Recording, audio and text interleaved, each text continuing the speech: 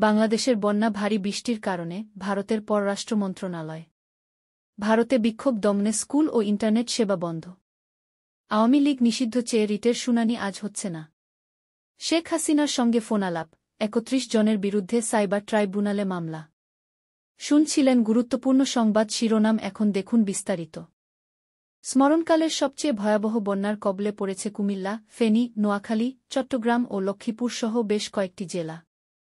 অভিযোগ উঠেছে, ভারতের ত্রিপুরা রাজ্যের ডুম্বুর জলবিদ্যুৎ প্রকল্পের বাঁধ খুলে দেওয়ার কারণে বাংলাদেশে এমন পরিস্থিতির সৃষ্টি হয়েছে।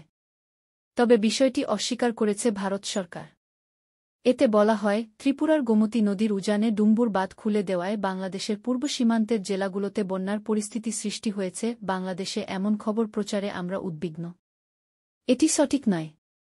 আমরা উল্লেখ করতে চাই, ভারত ও বাংলাদেশের মধ্য দিয়ে প্রবাহিত গোমতী নদীর ক্যাচমেন্ট এলাকায় গত কয়েকদিন ধরে এই বছরের সবচেয়ে বেশি বৃষ্টিপাত হয়েছে।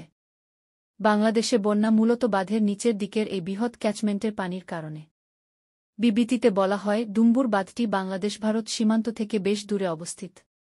বাংলাদেশ থেকে এটি ১২০ কিলোমিটার দূরে উজানে অবস্থিত। এটি একটি কম উচ্চতার, প্রায় ৩০ মিটার, বাঁধ যা বিদ্যুৎ উৎপন্ন করে। এখান থেকে বাংলাদেশও ৪০ মেগাওয়াট বিদ্যুৎ পায়। প্রায় ১২০ কিলোমিটার নদীপথে আমাদের অমরপুর, সোনামুড়া এবং সোনামুড়া ২-এ ৩টি জলস্তর পর্যবেক্ষণ সাইট রয়েছে। বাংলাদেশ সীমান্তবর্তী সমগ্র ত্রিপুরা ও পার্শ্ববর্তী জেলাগুলোতে গত ২১ আগস্ট থেকে ভারী বর্ষণ অব্যাহত রয়েছে। ভারী প্রবাহের ক্ষেত্রে বাঁধগুলোতে স্বয়ংক্রিয় রিলিজ পরিলক্ষিত হয়েছে। অমরপুর স্টেশন একটি দ্বিপাক্ষিক প্রোটোকলের অংশ, যার অধীনে আমরা বাংলাদেশে বাস্তব সময়ের বন্যার তথ্য প্রেরণ করছি। তথ্য অনুযায়ী ২১ আগস্ট ভারত সময় দুপুর ৩টা পর্যন্ত বাংলাদেশকে ক্রমবর্ধমান বন্যার প্রবণতার ডেটা সরবরাহ করা হয়েছে। এদিন ভারত সময় সন্ধ্যা ৬টায় বন্যার কারণে বিদ্যুৎ বিভ্রাট হয়েছে, যার ফলে যোগাযোগের সমস্যা হয়েছে। ভারত ও বাংলাদেশের মধ্যে অভিন্ন নদীতে বন্যা একটি যৌথ সমস্যা, যা উভয় পক্ষের জনগণের জন্য দুর্ভোগ সৃষ্টি করে এবং এর সমাধানের জন্য ঘনিষ্ঠ পারস্পরিক সহযোগিতা প্রয়োজন।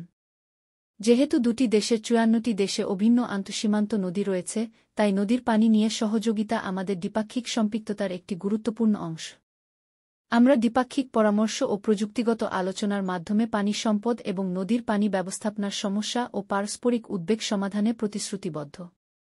এর আগে বুধবারই ভারতীয় একাধিক সংবাদমাধ্যমে ত্রিপুরায় কয়েকদিনের টানা বৃষ্টিতে ভয়াবহ বন্যা পরিস্থিতির খবর দেওয়া হয়। এতে বলা হয়, সতর্কতা জারি করা হয়েছে গোমতী নদীর তীরবর্তী বাসিন্দাদের জন্য। ভারী বৃষ্টিপাতের ফলে ডুম্বর জলাশয়ের পানি বৃদ্ধি পাওয়ায় ফলে খুলে দেওয়া হয়েছে বাঁধের গেট। সংবাদমাধ্যম জি নিউজ জানায়, বন্যার কারণে ডুম্বুর জলবিদ্যুৎ প্রকল্পের বাঁধ খুলে দেওয়া হয়েছে। আর সেই কারণেই পানি ঢুকছে বাংলাদেশে। পশ্চিমবঙ্গের আরজি কর মেডিকেল কলেজে এক নারী চিকিৎসককে ধর্ষণ ও হত্যার ঘটনায় ক্ষোভে উত্তাল ভারত। এর মধ্যেই মুম্বাইয়ের বলদাপুর শহরে ৪ বছর বয়সী ২ শিশু শিক্ষার্থীকে জ্ঞান নিগ্রহের ঘটনা ঘটেছে। এ ঘটনায় ব্যাপক আন্দোলন ছড়িয়ে পড়েছে। পরিস্থিতি বেগতিক দেখে শেষ পর্যন্ত বলদাপুরে ইন্টারনেট সেবা ও স্কুল বন্ধ রেখেছে রাজ্য কর্তৃপক্ষ। বার্তা সংস্থা রয়টার্স জানিয়েছে, বুধবার ২১ আগস্ট দ্বিতীয় দিনের মতো বলদাপুরে ব্যাপক বিক্ষোভ হয়েছে। স্থানীয় গণমাধ্যমের খবরে বলা হয়েছে, ২ শিশু শিক্ষার্থীকে হয়রানির অভিযোগে ইতোমধ্যে স্কুলের এক পরিচ্ছন্নতাকর্মীকে গ্রেফতার করা হয়েছে। স্কুল কর্তৃপক্ষ এ ঘটনায় স্কুলের অধ্যক্ষ ও ৩ জন স্টাফকে বরখাস্ত করেছে। এদিকে অপরাধীদের শাস্তির দাবিতে বিক্ষোভকারীরা মঙ্গলবার ২০ আগস্ট থানে জেলার বলদাপুর রেলওয়ে স্টেশনে কয়েক ঘণ্টা রেললাইন অবরুদ্ধ করে রাখেন। পরে স্থানীয় পুলিশ লাঠিপেটা করে বিক্ষোভকারীদের সরিয়ে দেয়। এ সময় বিক্ষোভকারীরা পাথর নিক্ষেপ করলে অন্তত ১৭ জন পুলিশ এবং ৮ জন রেল পুলিশ আহত হন। পরে সহিংসতার সঙ্গে জড়িত সন্দেহে ৭২ জনকে গ্রেফতার করেছে পুলিশ। এ ঘটনায় মামলাও হয়েছে। পরিস্থিতি সামলাতে শহরে আইনশৃঙ্খলা বজায় রাখতে অতিরিক্ত পুলিশও মোতায়েন করা হয়েছে। মহারাষ্ট্রের মুখ্যমন্ত্রী একনাথ শিন্ডে জানিয়েছেন, মামলার বিচার হবে দ্রুত বিচার আদালতে। এছাড়া চলমান বিক্ষোভকে রাজনৈতিকভাবে উদ্দেশ্যপ্রণোদিত বলে দাবি করেছেন তিনি। ছাত্রজনতাকে নির্বিচারে হত্যার দায়ে আওয়ামী লীগকে নিষিদ্ধ ও নিবন্ধন বাতিল চেয়ে দায়ের করা রিটের শুনানি পিছিয়ে আগামী রোববার ২৫ আগস্ট দিন ধার্য করেছেন হাইকোর্ট। রাষ্ট্রপক্ষের সময় আবেদনের পরিপ্রেক্ষিতে নতুন এ তারিখ নির্ধারণ করা হয়েছে। বৃহস্পতিবার ২২ আগস্ট বিচারপতি এ.কে.এম. আসাদুজ্জামান ও বিচারপতি মাহবুবুল ইসলামের হাইকোর্ট বেঞ্চ শুনানির জন্য এ দিন ধার্য করেন। আদালতে রাষ্ট্রপক্ষে শুনানি করেন অ্যাটর্নি জেনারেল আসাদুজ্জামান। রিটের পক্ষে রিটকারী আরিফুর রহমান মুরাদ ভূঁইয়া নিজেই শুনানি করেন।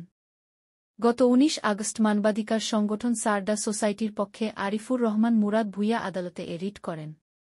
রিটে মন্ত্রিপরিষদ সচিব, রাষ্ট্রপতি কার্যালয়ের জনবিভাগের সচিব, দুর্নীতি দমন কমিশনের চেয়ারম্যান, আইন সচিব, নির্বাচন কমিশন সচিব, ব্যাংক ও আর্থিক প্রতিষ্ঠান বিভাগের সচিব, জাতীয় রাজস্ব বোর্ডের চেয়ারম্যান, বাংলাদেশ ব্যাংকের গভর্নর, বিএফআইইউ প্রধান এবং বৈষম্যবিরোধী ছাত্র আন্দোলনের সমন্বয়ক ও সহসমন্বয়কদের বিবাদী করা হয়েছে।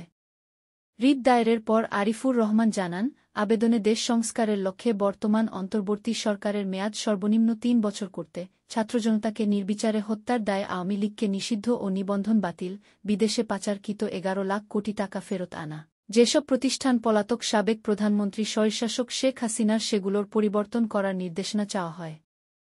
বরগুনা জেলা আওয়ামী লীগের সাধারণ সম্পাদক ও যুগ্ম সাধারণ সম্পাদকসহ ৩১ জনের বিরুদ্ধে বরিশাল সাইবার ট্রাইব্যুনালে মামলা হয়েছে। সাইবার ট্রাইব্যুনালের বিচারক মঙ্গলবার মামলাটি গ্রহণ করে বরগুনা সদর থানার ভারপ্রাপ্ত কর্মকর্তাকে ৯ অক্টোবরের মধ্যে তদন্ত প্রতিবেদন দেওয়ার নির্দেশ দিয়েছেন। মামলার বাদী আবু বকর সিদ্দিক বরগুনা সদর উপজেলার কেওড়াবুনিয়া ইউনিয়ন যুবদলের সভাপতি। মামলা সূত্রে জানা যায়, শেখ হাসিনা পদত্যাগ করার পর ১২ আগস্ট রাত ৮:৩০টায় জাহাঙ্গীর কবির তার বরগুনার বাসায় আওয়ামী লীগের নেতাদের নিয়ে সাবেক প্রধানমন্ত্রী শেখ হাসিনার সঙ্গে ফোনে ৩ মিনিট কথা বলে ভিডিও আকারে সামাজিক যোগাযোগে ভাইরাল করেন। সেই ভিডিও অন্য আসামিরা তাদের মোবাইল ফোন দিয়ে ভাইরাল করেন। অভিযোগ রয়েছে, আসামিরা রাষ্ট্রীয় অখণ্ডতা, নিরাপত্তা ও সার্বভৌমত্ব বিপন্ন করার উদ্দেশ্য সাধারণ জনগণের মধ্যে ভয়ভীতি সঞ্চার করার অভিপ্রায়ে এমন কাজ করেন। এছাড়া আওয়ামী লীগ ক্ষমতায় থাকাকালীন আসামিরা বিভিন্নভাবে জমি দখল ও অপকর্মের অভিযোগ এনেছেন।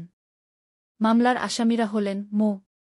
জাহাঙ্গীর কবির, আব্দুল মোতালেব মৃধা, গোলাম কবির, জুবায়ের আদনান অনিক, শাহ মোহাম্মদ ওয়ালিউল্লাহ অলি, কবির হোসেন, জামাল হোসেন, রুহুল আমিন সাং বটতলা, শাহাবুদ্দিন সাবু, অ্যাডভোকেট আক্তারুজ্জামান বাহাদুর, আজিজুল হক স্বপন, মনিরুজ্জামান জামাল, আলমগীর হোসেন, মীর আরাফাত জামান তুষার, রেজাউল করিম রেজা, অ্যাডভোকেট সুনাম দেবনাথ, জালাল ওরফে জুতা Jalal, Khalilur Rahman, Shipon Jamaddar, Aktaruzzaman Rakib, Rana Talukdar, Murad, advocate Humayun Kabir, Shaon Talukdar, advocate Junaid Jewel, Abul Kalam Azad advocate Ashraful Islam শিল্পী, কবির হাওলাদার, বেলাল মোল্লা, রায়হান মোল্লা ও রিপন দফাদার।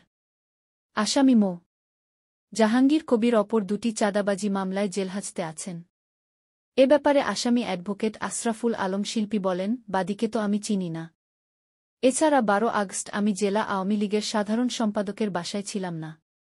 আমাকে কেন আসামি দিয়েছেন তা আমি জানি না। আমাকে দেখানো হয়েছে জেলা আওয়ামী লীগের সহসম্পাদক। আমি তো জেলা আওয়ামী লীগের সদস্যও না। অ্যাডভোকেট হুমায়ুন কবির বলেন, আওয়ামী লীগের কোনো কমিটিতে আমার নাম নেই। আমি ২০২১ সালে বুড়িরচর ইউনিয়নে স্বতন্ত্র নির্বাচন করে নৌকার প্রার্থীকে পরাজিত করে চেয়ারম্যান হয়েছি। তদন্ত করলে দেখতে পাবেন ১২ আগস্ট জাহাঙ্গীর কবিরের বাসায় আমি ছিলাম কিনা। আমি সুষ্ঠু তদন্ত চাই। এ ব্যাপারে বরগুনা থানার ভারপ্রাপ্ত কর্মকর্তা মো. দেওয়ান জগলুল হাসান বলেন, আদালতের কপি এখনও হাতে পাইনি। আদালতের আদেশের কপি পেলে তদন্ত সাপেক্ষে প্রতিবেদন আদালতে প্রেরণ করা হবে।